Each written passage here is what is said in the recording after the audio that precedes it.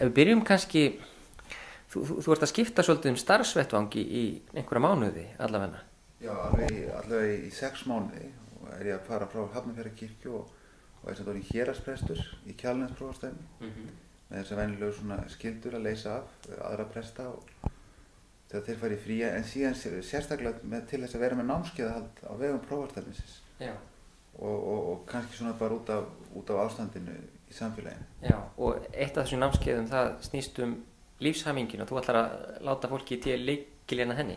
Já, í raun og veru þetta, ég verð bara með þetta eina námskeið sem heitir 10 leiðir til lífshamingjunar og ég ætla að bjóða upp á það í öllum sóknum prófastsdæmisins. Þannig að allir sem vilja halda þetta og sem sagt allir prestar sem vilja þá að það sé hjá sér, það sé það bara opið fyrir alla sem vilja taka þátt í hverri sókn fyrir sig, hverri kirkju fyrir sig. Geturðu sagt mér í stuttu máli út á hvað það gengur og hvernig þetta virkar? Já, þetta er svona efni sem ég tekið saman og eru bara svona punktar sem byrja allir á ég get. Þetta er ekki hjónanámskeið eins og ég hef nú verið með áður, ekkert fjölskyldunámskeið þess vegna, en er mjög gott samt fyrir hjón og fyrir fjölskyldur, en líka bara fyrir einstaklinga.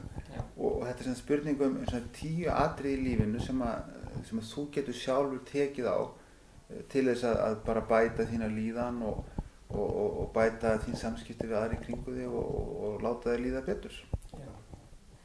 Geturðu gefið okkur dæmi? Já, ég get bara tekið svona, þetta er nefnilega skemmtilega við þetta að þetta er ekki einhver svona dulin leynd speki, þetta er eitthvað sem við öll vitum og þekkjum, en höfum kannski bara gleymt og þurfum kannski að rifja upp. Ég get tekið bara eitt lítið dæmi að sem sagt, ég get sett mér markmið sem að ég ræð við og næ og það er bara, þetta hljómar lítið en þetta er gríðarlega stórt vegna þess að oft erum við að setja okkur einhver markmið sem eru kannski langt fyrir ofan það sem við ráðum við og vitum minnst innan við ráðum ekki við en svo þegar við náum ekki markmiðinu þá líður okkur svo illa og við getum bara tekið svona dæmi eins og fólk sem að kaupi sér árskort í líkamsrækti í janúar og mætir svo í 1 viku og síðan aldrei meir og borgar svo allt árið.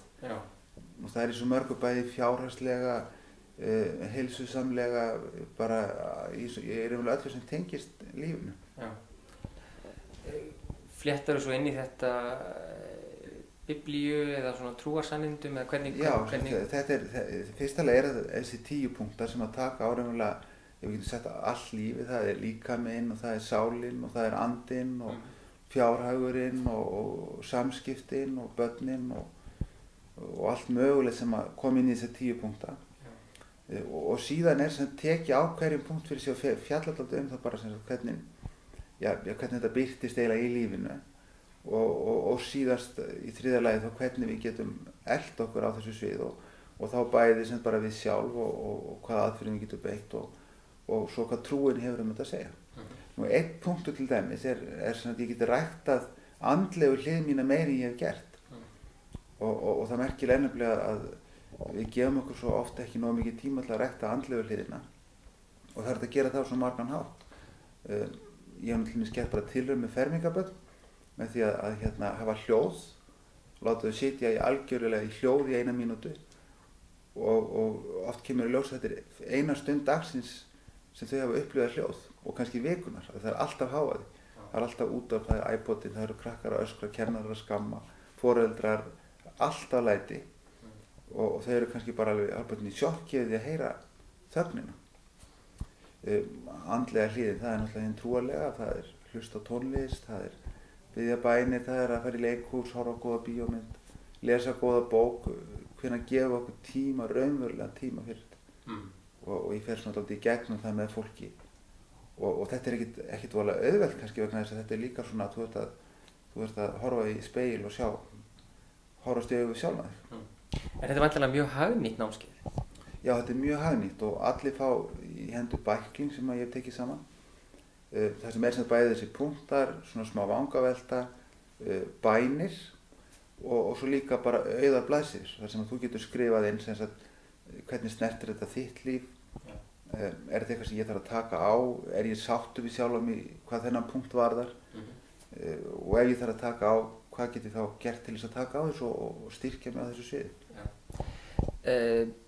Er námskeiðið langt? hittist þið oft eða hvernig er fyrirkomulagið? Nei, þetta er mjög einfalt, þetta er bara 1 kvöld, sem sagt 2 tímar og þetta er haldið á vegum sóknanna, þannig að þetta er í safnarheimilunum eða kirkjunum og svo eru það viðkomandi prestar með á staðnum og þeir síðan taka raunverulega við ef fólk vil hitta þá oftar og ræðum eitthvað ákveð en annars er hugmyndin svo að fólk fari bara með þessa bæklinga og þetta sé bara svona sjálfsjálpar bæklingar raunverulega. Já.